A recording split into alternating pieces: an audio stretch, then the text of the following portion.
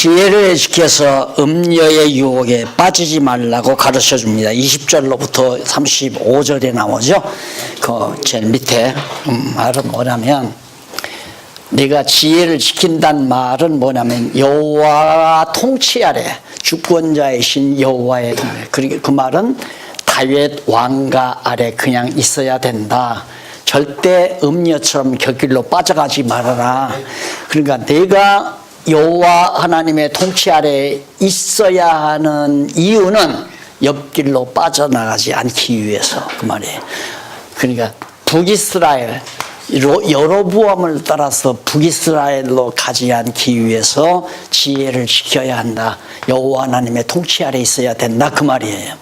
그래서 지혜를 지켜서 음녀의 유혹에 빠지지 않기 위해서, 그것이 바로 35절까지 나오는 말씀입니다.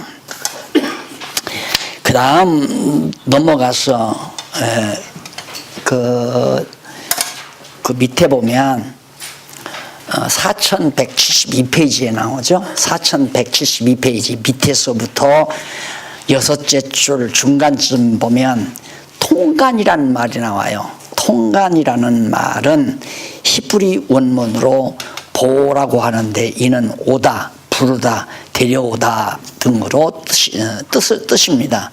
솔로몬은 다윗 왕가를 저버리고 이탈한 여로보암을 데려오거나 끄는 자도 반드시 망한다는 뜻을 비유로 가르쳐 준 겁니다. 그래, 통간이란 말은 다시 끌어들이지 말라. 떠나는 인간, 떨어지지 말라. 이미 마음이 변해가지고 이미 떠났는데, 떠난 여자 또 데려다가 다시 산다는 건 그건 통간과 같다는 얘기예요. 이게 절대 끌어들이지 말라.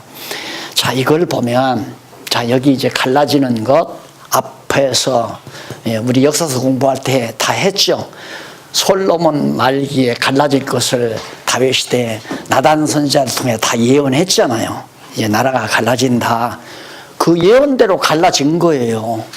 그러면 우리들이 이 사실을 볼 때 갈라졌기 때문에 망했다, 그 말이 아니라 갈라지게 해서 망하게 했다, 이렇게 말을 해야 옳은 얘기라 이 말입니다. 갈라졌기 때문에 망했다는 말은 인간의 의지, 즉 여로보암의 의지, 북이스라엘로 간 10지파 반 백성들의 의지가 들어가잖아요.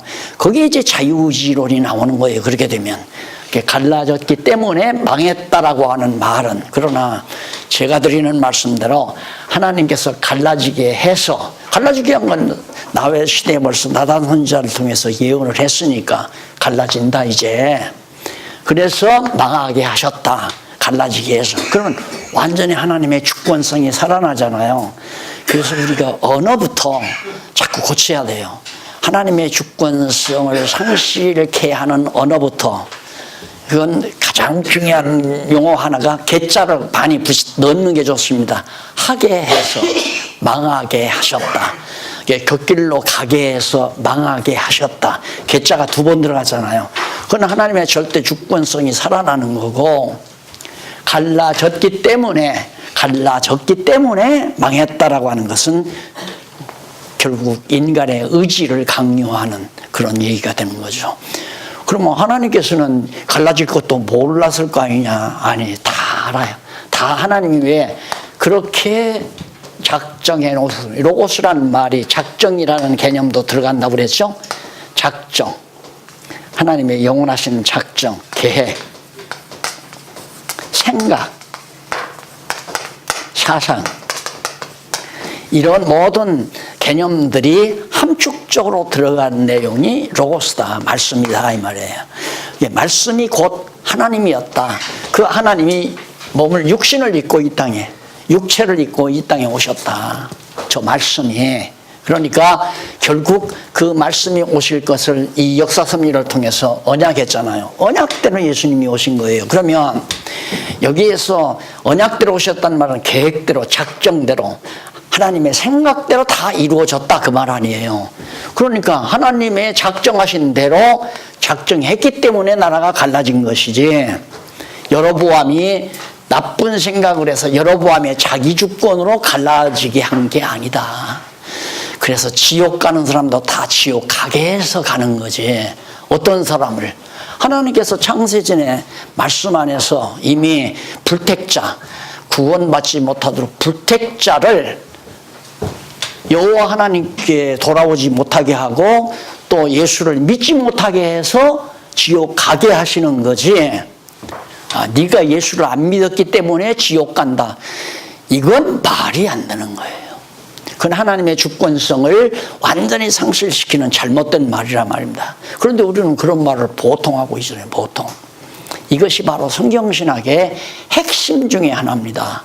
하나님이 하게 해서, 망하게 해서, 타락하게 해서. 왜? 아담이 타락해야 마지막 아담이 오지.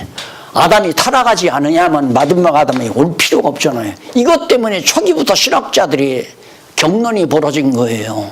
해답 없어요. 경론만 벌어지지. 자, 아담이 타락했기 때문에 마지막 아담이 왔느냐? 아니면 하나님께서 아담을 타락하게 해서 마지막 아담을 보내신 거냐? 이것도 같고 저것도 같다 이 말입니다. 거기에 대한 정확한 해답이 없으니까 결국은 하나님이 아담이 타락했기 때문에 마지막 아담을 보냈다. 이게 이제 보통 정설로 되어 있어요. 그러니까 하나님의 주권이 상실되는 거죠. 살아나는 건 뭐냐? 인간의 의지가 살아나는 거고. 그래서 말만 칼빈주의가 하나님의 절대주권이죠. 실상은 칼빈주의가 아니에요. 알미니안주의지.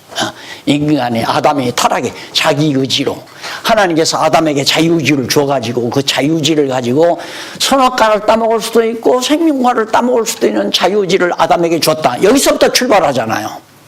그러니까 그게 얼마나 어리석은 얘기냐 이 말이에요. 전체적인 하나님의 섭리를 전체를 놓고 볼 때 말도 안 되는 얘기로 출발을 해서 신학 이론을 만들어 놓으니까 가는 데마다 다 걸리는 거예요. 가는 데마다. 내가 예수를 안 믿어서 지옥 갔느냐? 그렇지 않으면 하나님께서 창세전에 너를 예수 못 믿게 해서 지옥 보내려고 정해놨기 때문에 지옥을 갔느냐? 후자가 맞잖아요. 창세 전부터 벌써 지옥 갈 백성 정해놓고 창세 전에 벌써 천국 갈 백성 정해놓았기 때문에 천국과 지옥을 가는 거지. 하나님께서 그렇게 정해서 가게 만들으시는 거지. 인간이 믿으면 천국 가고 안 믿으면 지옥 간다. 우리 다 그렇게 전도 그렇게 하잖아요. 너 믿으면 천국 가고 안 믿으면 지옥 가. 그게 벌써 알미니안주의자예요. 근데 더 나가서는 그게 알미니안주의가 아니라 더 나가서는 펠라기안주의지. 왜? 믿고 안 믿는 주권이 인간에게 다 있으니까 지옥 가고 천국 가는 주권이 인간이 다 가지고 있다. 그게 펠라기안이즘아니에요. 100% 인간의 의지. 그러니까 말이 안 되는 그런 신학적 이론이 우리가 살고 있는 이 시대까지 그냥 묵인하고 전해온 거예요. 왜? 사람들이 그냥 예수 믿으면 천국 가고 안 믿으면 지옥 간다 그러니까 아무런 감각 없이 그런가 보다. 예수 믿으면 복 받고 안 믿으면 저주받는다. 이런 말로 그냥 받아들여서 행동을 하니까 그냥 묵인하고 지나온 거예요. 그래서 그런 식으로 신학 이론도 만들어내고 그러니까 다 엉망이 되어버린 거죠. 정리가 안 되고. 목사님 그렇게 하시는 것도 하나님의 주권 아닌가요? 예? 그렇게 하시는 것도 물론이죠. 못 듣게 해서 못 깨닫게 해가지고 그렇게 하게 해서 지옥으로 보내는 거 아닙니까? 결국은 잘못 믿게 해서 못 깨닫고 못 믿고 모두가 다 하나님의 전능하신 능력으로 주권적으로 하나님이 지금 목사님이 굉장히 지금 흥분하셨는데 이제 자꾸 알고 보니까 흥분되잖아요. 예? 정말 얼마나 애석한가. 과거 지난날 사람들이 얼마나 애석했나. 또 우리들도 얼마나 많은 실수를 했나. 우리가 실수하니까 성도들도 실수하는 거고 깨닫지 못하는 거고. 지금 그러잖아요. 욥시편 잠언전도 아가서가 완전히 성경 해석학이다. 그것이 인문학이고 그것이 신학이고. 예? 맞잖아요. 너무너무 분명하게. 예? 성경 신학은 영원부터 영원까지 모든 것이 하나님께로부터 나와서 하나님으로 말미암고 하나님께로 돌아간다. 전부가 다 하나님 절대 주권적에 의해서 그런 세계관에 의해서 복음 진리가 이 진리가 바로 정리가 된 것이 성경신학 아닙니까? 성경에서 나온 진리체계.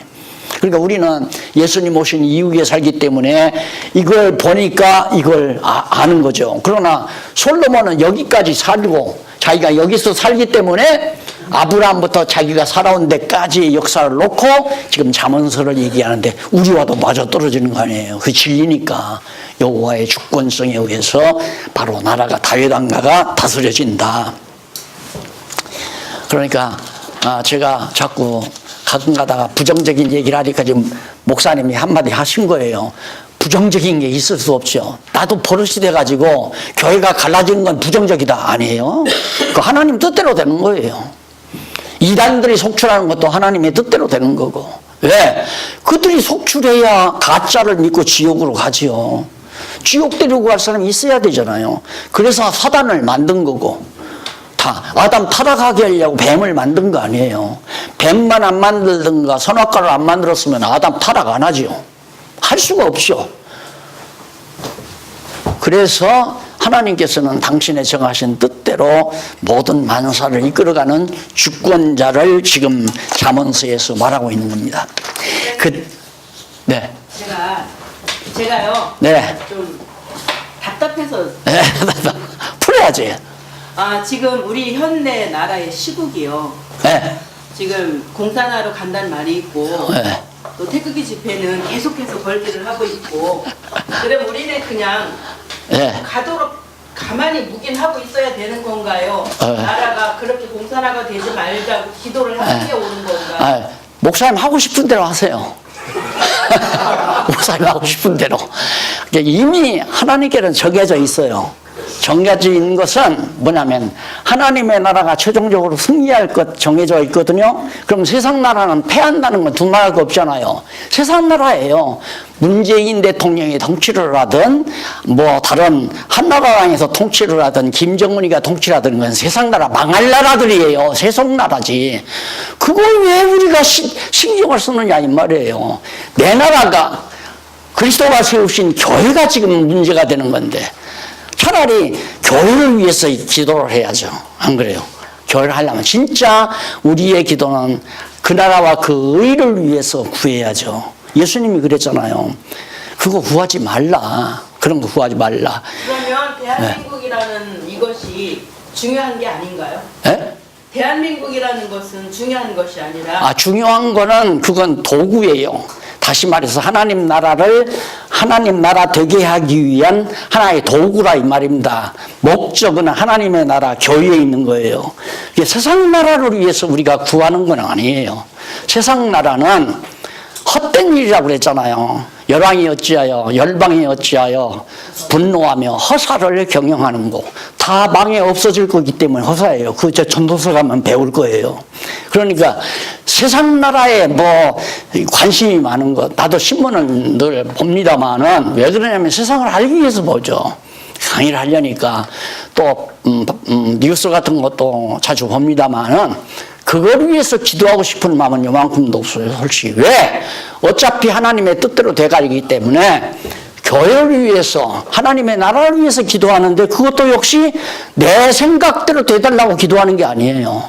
하나님의 정하신 뜻이 뭔가 그 정하신 뜻을 알고 나니까 소원이 생기잖아요.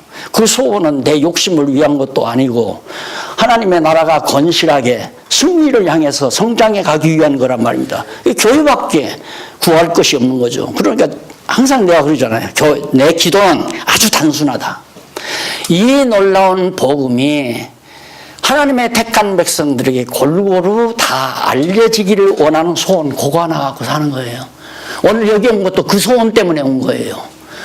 그래도 10명이든 20명이든 30명이든 이 말씀 듣고자 하는 소원이 있어서 오셨는데 내가 안 나와버리면 안 되잖아요. 또 내 소원도 그거고 알고자 하는 분들하고 같이 알고 같이 진리 안에서 기뻐하고 기쁨을 나누고 그 믿는 것과 하는 것으로 하나 되는 일이 교회를 세워가는 일이니까 오늘 우리가 공부를 해서 같이 믿고 같이 알게 되면 주님의 몸 되는 교회가 되지는 거 아니에요, 이게.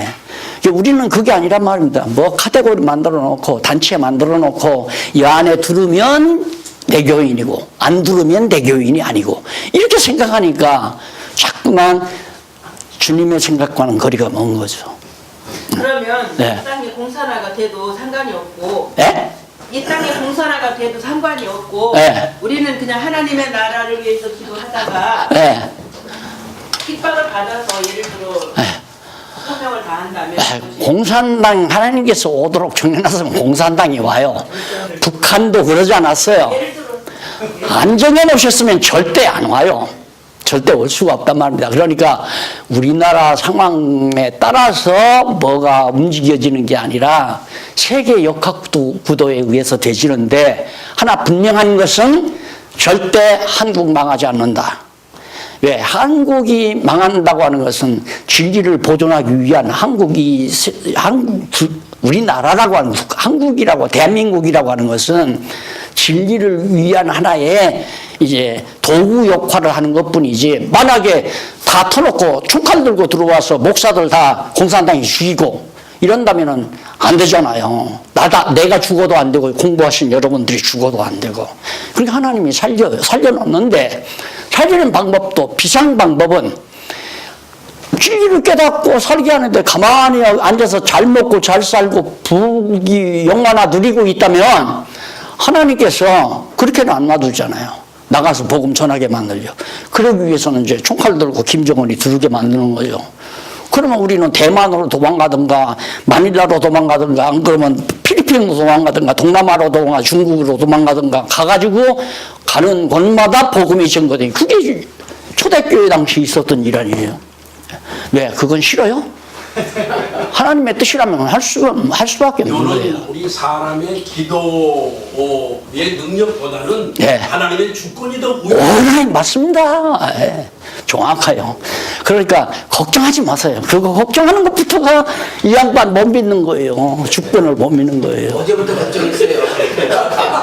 아, 누구 마음대로 여기 공산당에 들어와요. 누구 마음대로 남북이 통일돼요. 예를 들어 그렇다. 예, 하나님이 정하신 뜻이 통일이 올 건지 안 그러면 공산당이 올 건지 대한민국이 전체가 자유세계가 될 건지 그건 아무도 몰라요. 왜? 성경에 기록이 안 됐으니까.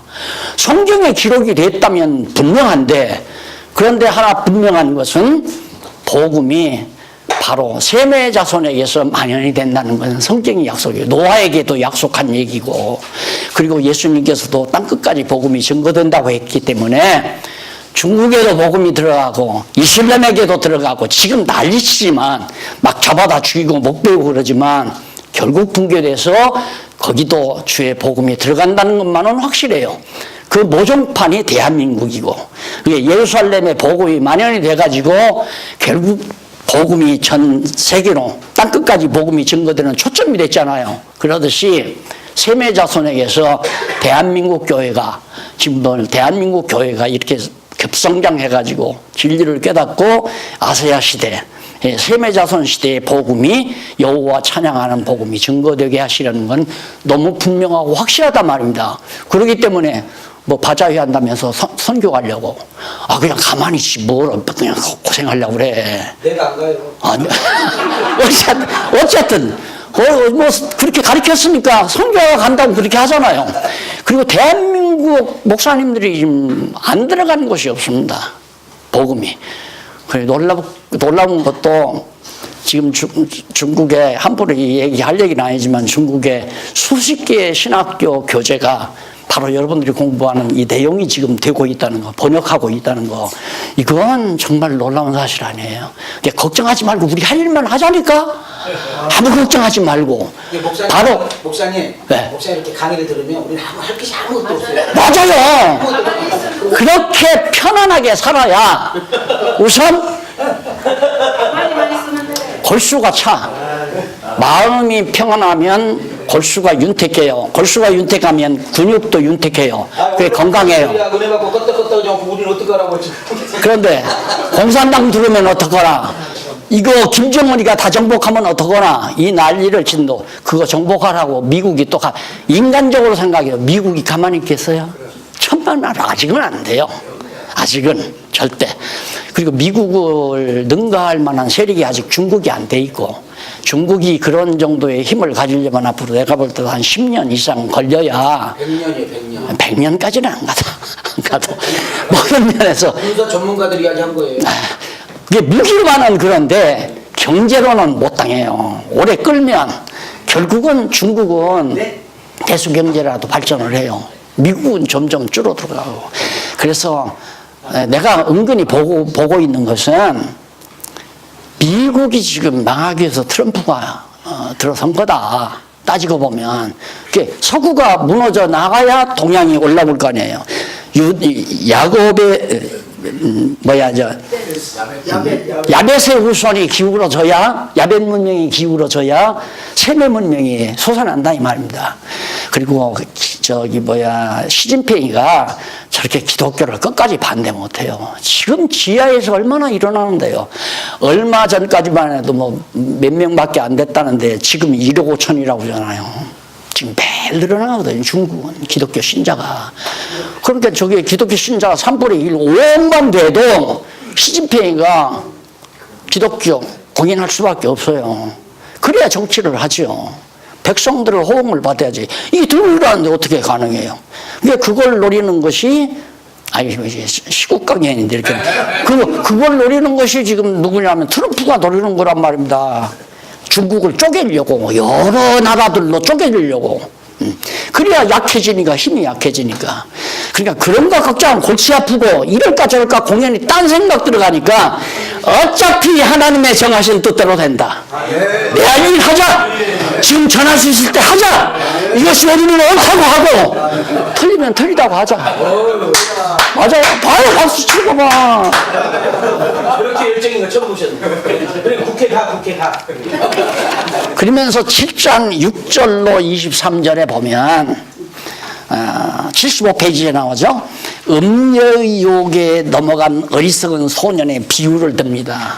여기 보면 비유가 나오죠. 소년이 음녀가 와서 살살 꼬시니까 음녀에게 빨려 들어가요. 이게 바로 북이스라엘 여로보암이 가서 살살 야 내가 세금 적게 거두만 거기 있어봐야 여로보암이 세금 저 아버지는 이건데 이놈이 이렇게 엄청나게 세금을 많이 거는다. 이리 와라.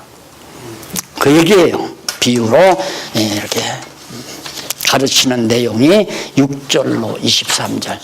절대 유혹을 안 당하는 마음은 정서를 알면 유혹이 안 됩니다. 그러니까 우리가 무관심하라는 얘기가 아니라 관심은 갖되 거기에서 하나님의 주권을 바라보고 살아야 마음의 평안이 옵니다. 안 그러면 불안하지요. 경제는 점점 추락한다지. 문 대통령은 자꾸 김정은이하고 친하게 보내려고 하니까 금방 공산당이 오는 것 같으니까 또 반대당에서는 야 공산당 금방 된다. 재산 다 뺏긴다. 자유가 없다. 기독교 목사들 다 죽인다. 그럼 홀랑 넘어갈 거 아니에요. 누구 마음대로 그렇게 돼요. 누구 마음대로. 다 허사를 겪는. 그래서 나는 정치가로 나와서 호언장담하는 내가 하겠다. 미세먼지 다 없애겠다. 내가 골고루 먹고 살게 하겠다. 건방진 소리예요. 누구 마음대로 그렇게 돼요. 안 돼요. 다 하나님의 뜻대로 되는 거예요. 다 하나님의 뜻대로. 그러니까 박정희 대통령도 그가 애국자냐 비애국자냐 반대당에서는 박정희 대통령 때문에 민주주의가 성실됐다 하지만은 경제적인 입장에는 박정희 대통령 때문에 먹고 살게 되지 않았느냐. 누구들 하나님의 뜻에 따라서. 왜? 너무 가난하게 살면서 한국교회가 어려우니까 좀 보고만 해서 발전하라고 돈 좀 주니까 돈 걷어가도 딴짓들 다 했잖아요. 해외 은행에다 구좌 터가지고 교회 돈 빼가지고 엄청난 달러 갖다가 해외에다 보내는 인간들이 없나. 잘난 목사들이 엄청난 돈 들여서 별장을 짓고 해외에다가 비싸놓고 이런 얘기하자면 내이 거칠어져요. 나는 그런 것도 다 하나님의 뜻 가운데서 욕심에 끌려서 그렇게 하게 만들었다 이 말이에요. 왜? 하나님의 뜻을 이루어 가기 위해서. 모든 일이 합력해서 소원을 이루어 간다. 그 대신 걱정하는 것은 여호와 하나님을 우습게 알기 때문에 걱정한다. 목사님 걱정하지 말아요. 아무 걱정하지 마요. 이분이 살아계시기 때문에 역사를 주관해 가신다 이 말입니다. 문제는 각자에게 주신 사명, 은사가 뭔지 그걸 알아서 할 수 있는 데까지. 언제까지? 입이 썩어지면 못하잖아요. 입이 썩어지려면 목숨 끊어져야죠. 그럼 못하는 거죠. 그날까지 할 수 있는 데까지 하나님의 말씀 바르게 올바로 아니면 아니다 옳으면 옳다라고 전하는 것. 그 다음 7장 24절로 29절에 보면 27절에 보면 지혜를 지켜서 음녀의 길로 치주지 말까. 쉽죠. 여호와 하나님의 통치 아래 있어 지혜를 지킨다는 말은 그리스도의 통치 아래 주권자 아래 그냥 있어라. 남쪽 유다 다윗당가에 그냥 머물러라. 그래서 이리 유혹에 빠져들어가지 말라 그 말이에요. 북이스라엘로 가지 말라. 자, 그 다음 넘어가서 지혜를 드러나는 훈계를 합니다. 지혜를 들어라. 지혜의 말씀을 잘 들어라 이 말이에요. 이 8장과 9장에서 나오는 얘기인데 여기서 지혜를 들어야 하는 까닭을 말합니다. 지혜의 말씀을 들어야 하는 까닭. 예. 오늘 이걸 안 들으면 아까 목사님 걱정하듯이 큰일 났다 이거. 공산당 들으면 이제 교회도 이거 뭐 다 문 닫으라고 목사들 다 갖다가 탄광으로 보낼 거고 얼마나 걱정이에요. 걱정 엄청 되죠. 지혜를 들어야 그런 염려가 없어져 버릴 뿐만 아니라 지혜 아래 그대로 머물러 있게 된다. 그래서 지혜를 들어야 하는 까닭이 8장 1절로 9절에 보면 선하며 정직하고 참되고 의로운 말을 들으라고 가르치는 내용입니다. 그러니까 지혜란 뭐냐? 선한 것이다.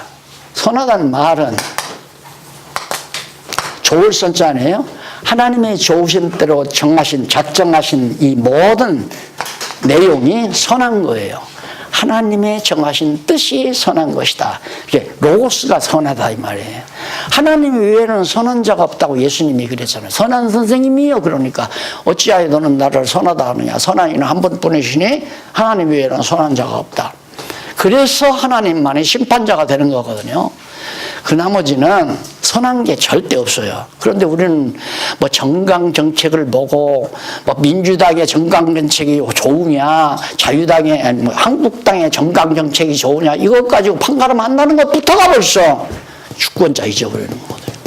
선하신 이는 오직 하나님 한 분 외에는 하나님 말씀 밖에는 선한 게 없다. 그래서 선하며 정직하다. 정직하다는 말은 올바르다 이 말이에요. 올바르다. 하나님의 뜻만이 올바른 거예요. 그런데 이게 이제 인간적으로 여기 선하다는 것은 도덕적으로 해석을 하고 정직하다는 것은 인간적 차원에서 올바르게 바르게 사는 사람.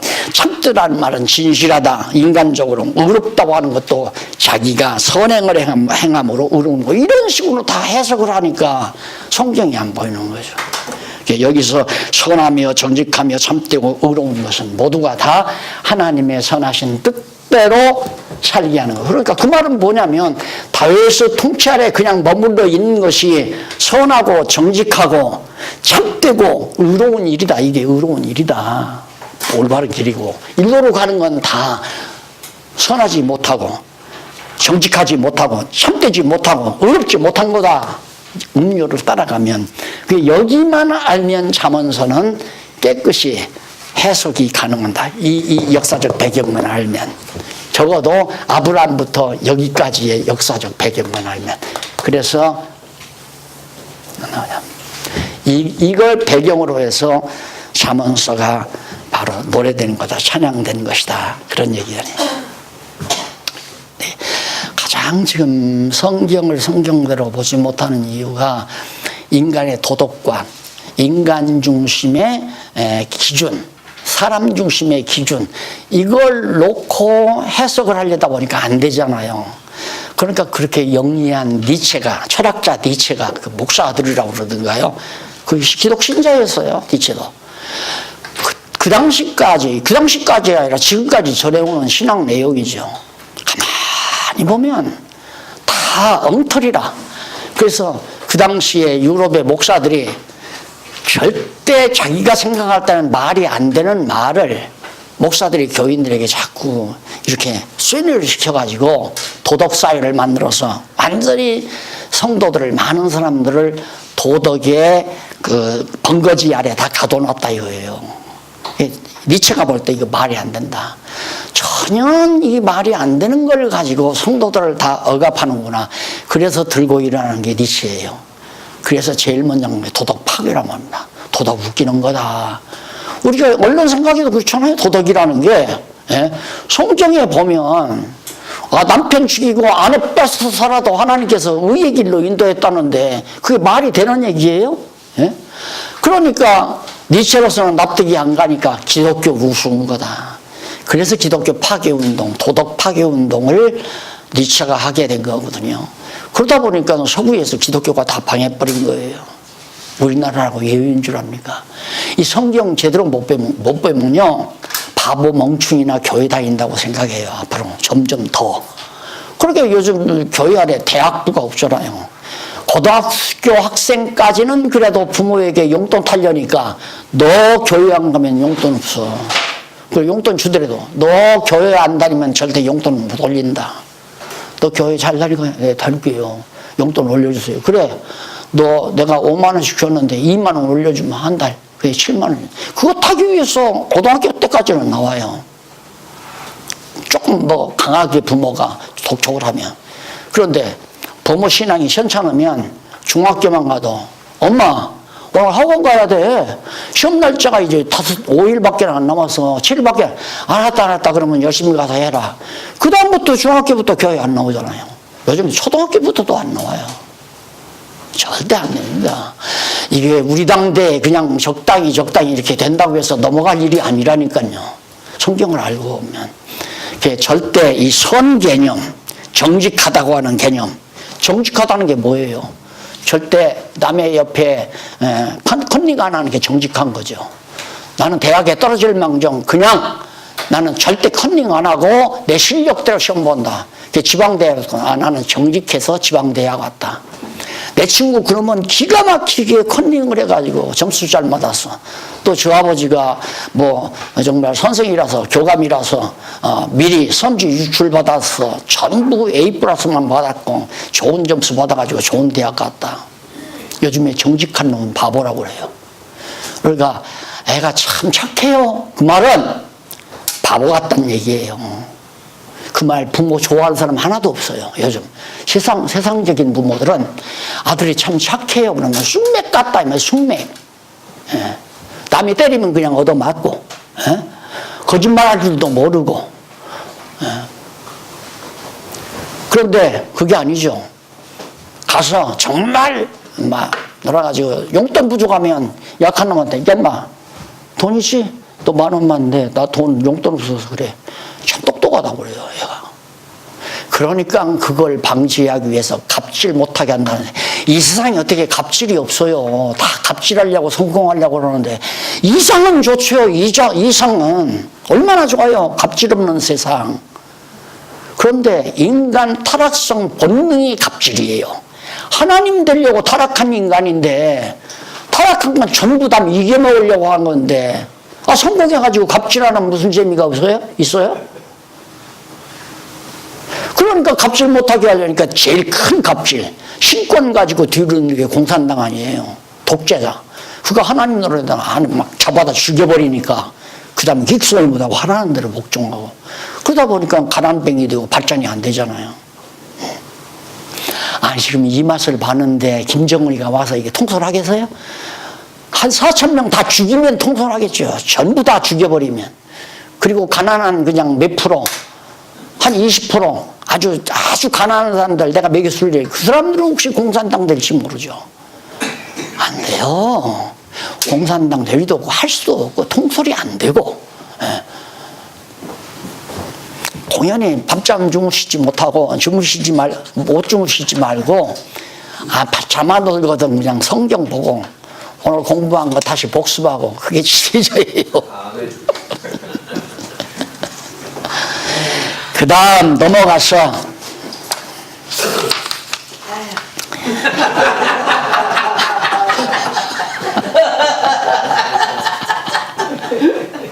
여기 나보다 더 심각합니다. 요즘 기독교 장로, 기장 측 교회나 좌경된 그 진보 측 감리교회, 장로교회 그런 강단에서는 전부 정치각연이죠. 지금 아마 그런 얘기를 막 떠들어댈 겁니다. 공산당 들어온다.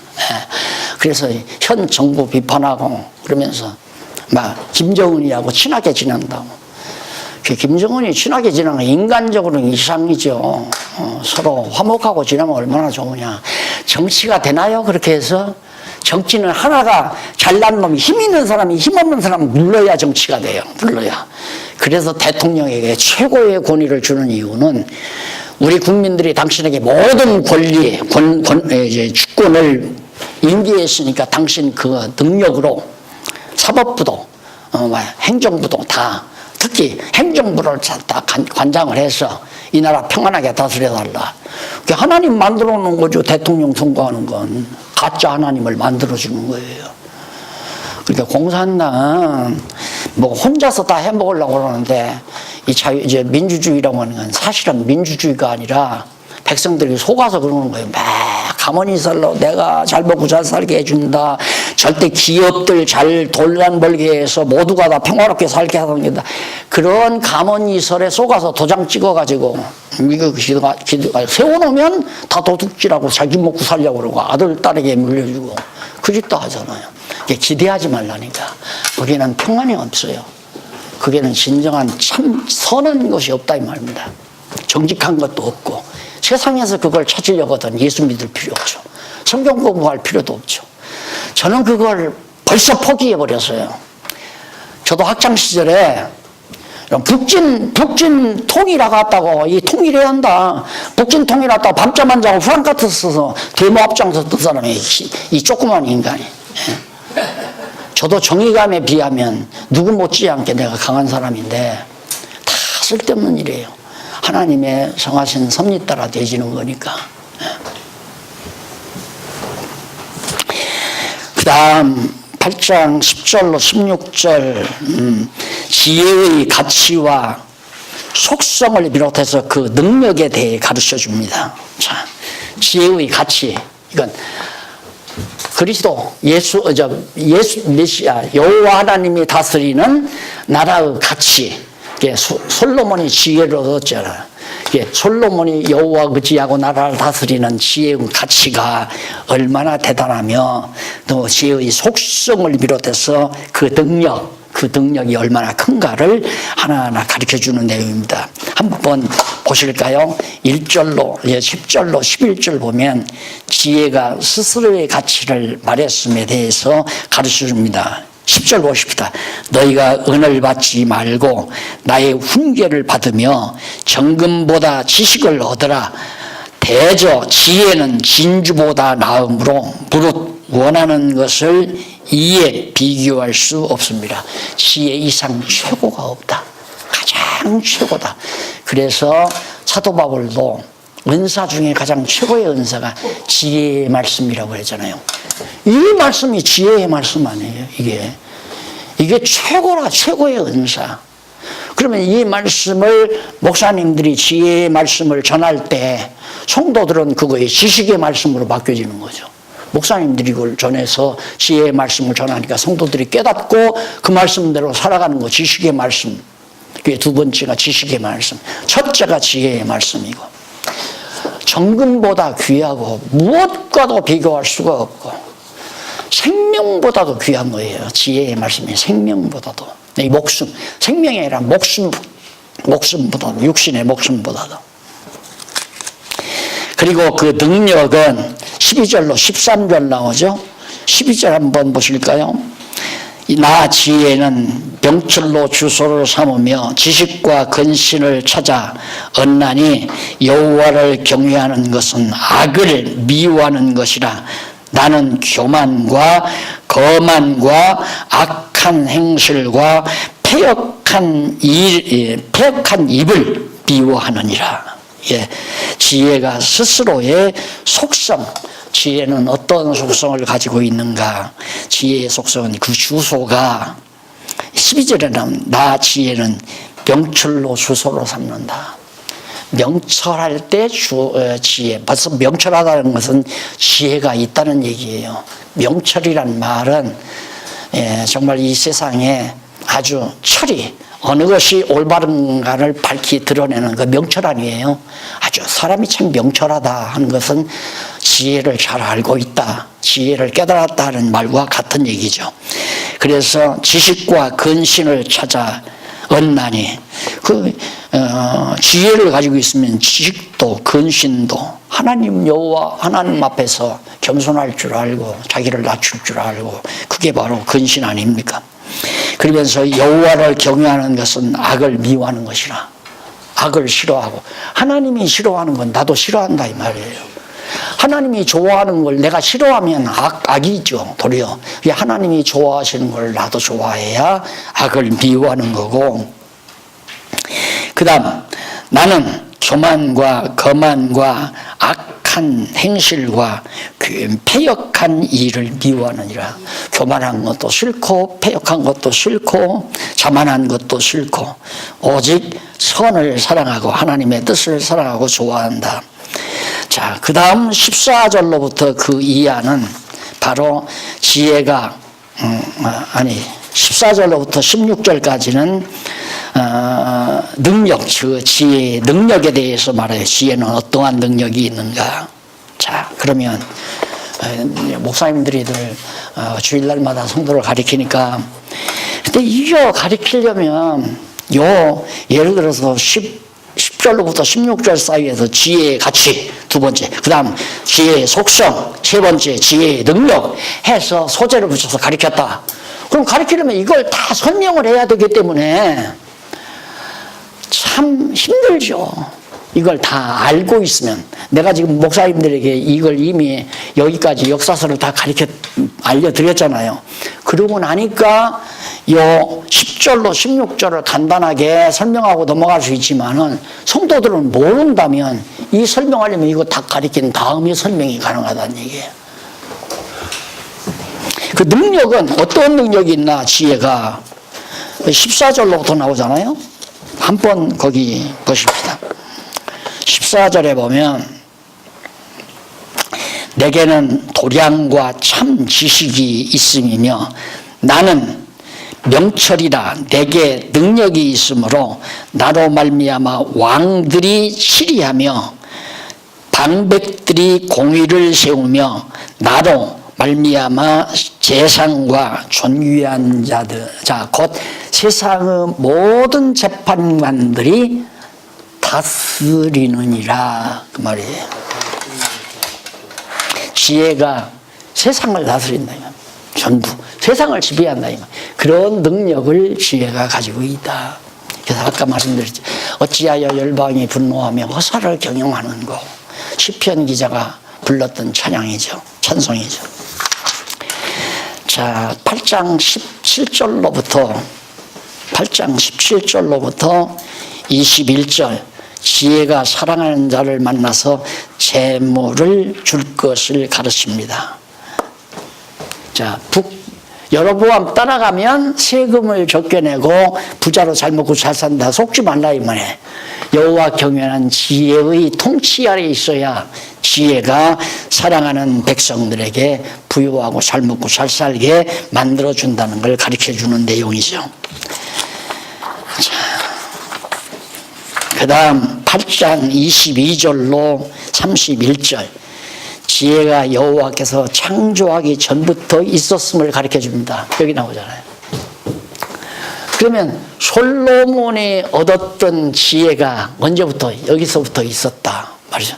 아까 처음에 제가 아브라함은 여기를 근거로 했다 하지만 솔로몬도 사실은 따지고 보면 영원전, 세상 창조하기 전 로스, 이 말씀, 이 지혜, 여기서부터 벌써 솔로몬이 깨달아.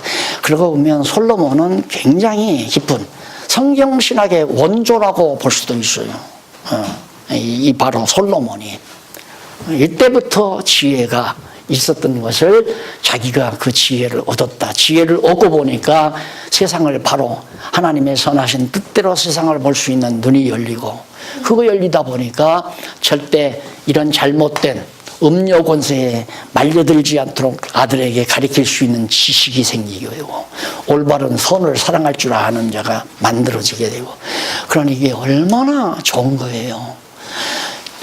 그러니까 저는 세상 나라는 안 되죠. 세상 나라는. 그래서 하나님의 나라의 교육은 성경이면 끝나요. 그냥 성경.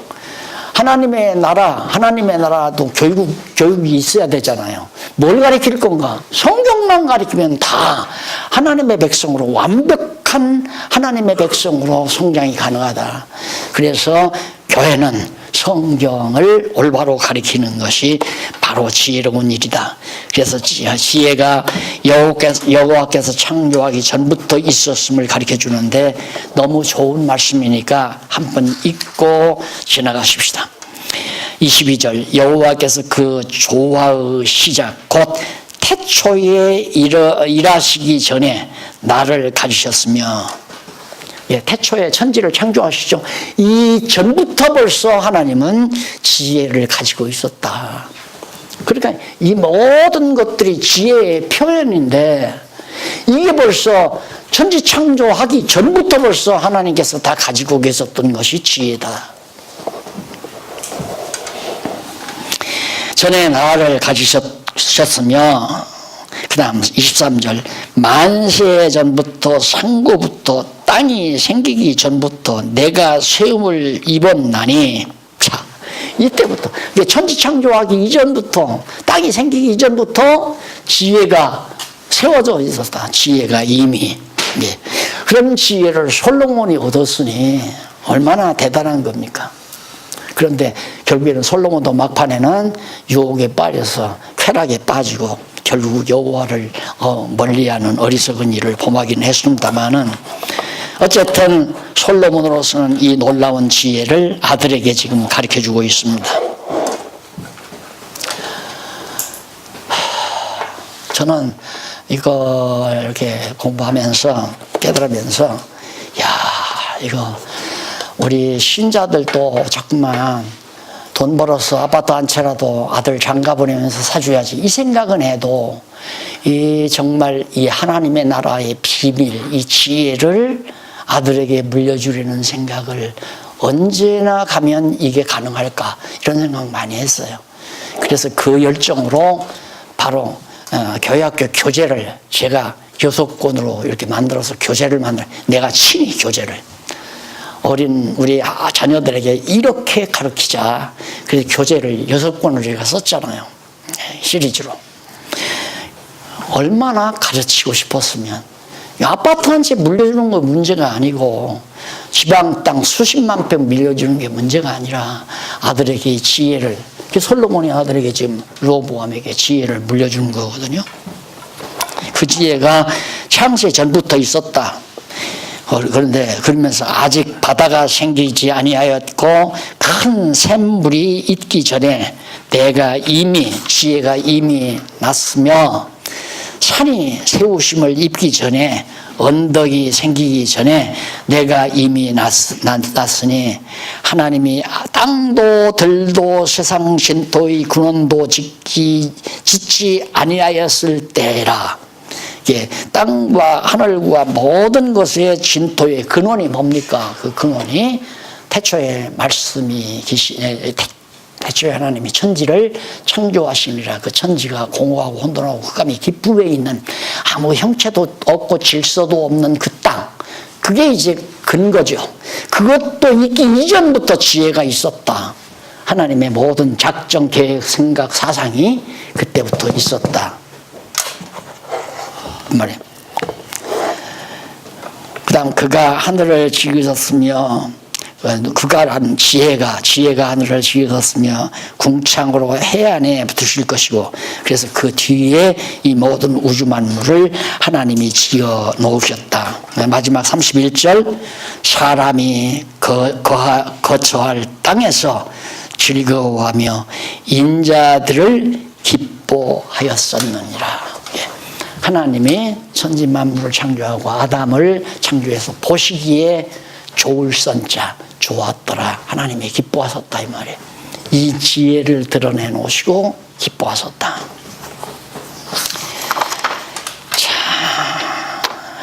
하셨다가 8장 32절부터 좀 진도가 올라갔네요. 지혜를 듣는 자의 결국에 대해서.